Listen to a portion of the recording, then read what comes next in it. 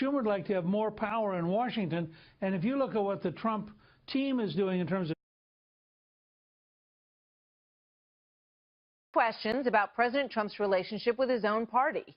After siding with Democrats last week over a short-term increase of the debt ceiling, a plan deemed ridiculous and disgraceful by Republican Paul Ryan. Later that day, I asked Speaker Ryan if the president's move signaled some kind of shift for the GOP. Are you concerned, when you hear that he's talking to Senator Schumer about doing away with the debt ceiling vote, that he is sort of looking for a new coalition? Not really, because I think you expect the president to talk to the other party. I mean, isn't it natural that a president should be speaking with members of leadership of the other party? So that's something to be totally expected. And with reports circulating that conservatives are plotting against Ryan's leadership role, former Speaker Newt Gingrich came to his defense, tweeting this: Paul Ryan is Speaker of the House and will remain Speaker of the House. He is intellectually brilliant, hardworking, and solidly GOP. Joining me now, Newt Gingrich, host of the new online course series Defending America and a Fox News contributor. Newt, good to see you tonight. What do you make about this argument after the president's move last week that he is, not necessarily enamored of his Republican leadership and, maybe moving in a different direction? Well, look, I think the biggest question was whether or not when he met with the Republican leadership the day before, he should have walked him through what he was going to do.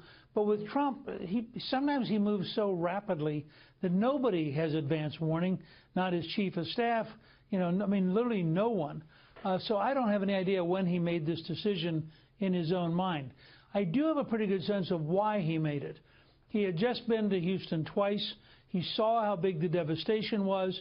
He knew that Irma was coming to Florida. And he really didn't want the country to watch Washington get bogged down again in partisan infighting.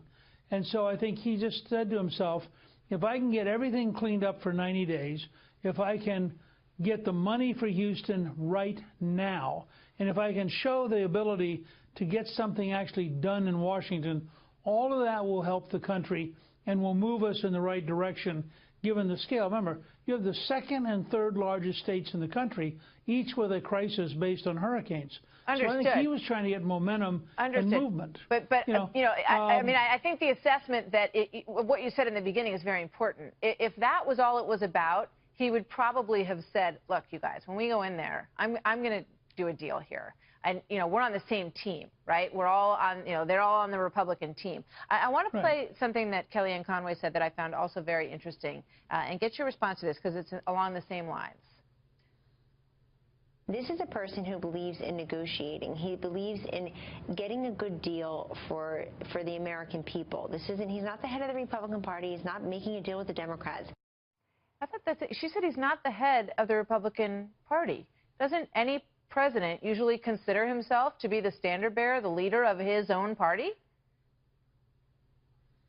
Well, maybe, although I think Eisenhower probably saw himself more as an American figure, and I think Trump sees himself as an American figure. I think Trump is a Republican, but he doesn't get up in the morning and say, my number one job is to build the Republican Party. I think he sincerely is wrestling with how do you make America great again. I think he was very frustrated coming out of the summer with the inability to get things done on a partisan basis. And I think there's a little bit of floundering here that I think may be creative and healthy. We are in a different world. None of us fully know how the next 6 months are going to work out. I think for the Republicans, there's one absolute total imperative, and that is to pass a tax cut by Thanksgiving. And I think Trump has every reason to be worried that they won't be able to do it. And so I think that he approaches this with real trepidation. You stuck up for Paul Ryan in that tweet, clearly. There's some speculation that Mark Meadows and Steve Bannon are sort of plotting for new leadership, and that maybe the president wants to see that too. There were reports out of that meeting that it wasn't actually Paul Ryan he was that upset with, but Mitch McConnell is somebody who has really caused him a lot of consternation, and he's not that happy with. Do you think that's true? Well, it's probably true. Part of that's because I think it's very, very difficult for the president to understand the Senate. Mitch McConnell has the hardest job in Washington right now. He has a very narrow majority. Remember, he got 49 out of 52 to vote with him. The Democrats were 48-0 against him. It always amazes me. That's a 16-to-1 ratio. That is, 16 Democrats voted no for every Republican who voted no, but everybody focuses on the 3, not the 48.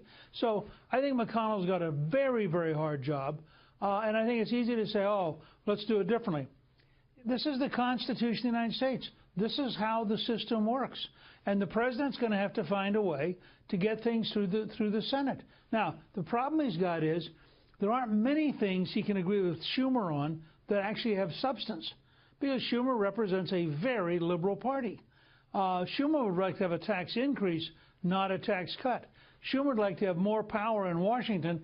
And if you look at what the Trump team is doing in terms of cutting red tape and cutting regulations, that's not Schumer and Pelosi's world. That's Paul Ryan and Mitch McConnell's world. Interesting.